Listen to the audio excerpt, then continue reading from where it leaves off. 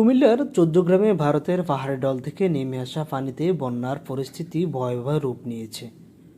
কাকরি নদীর তীরে অবস্থিত উপজেলাটির প্রায় প্রতিটি অঞ্চল বন্যার পানিতে প্লাবিত হয়েছে। টানা কয়েকদিনের ভারী বর্ষণ ও উজান থেকে নেমে আসা ঢলে কাকরি নদীর পানি বৃদ্ধি পাওয়ায় পানিবন্দী হতে শুরু করেছে উপজেলার অনেক নিম্নাঞ্চল। প্রায় 50,000 মানুষের ঘরবাড়ি পানিতে তলিয়ে যায়। বৃহস্পতিবার সকাল থেকে এর প্রবণতা বৃদ্ধি পেতে থাকে। বর্তমানে চৌদ্দগ্রাম উপজেলার 1/3 অঞ্চলে বানের পানি গ্রাস করেছে।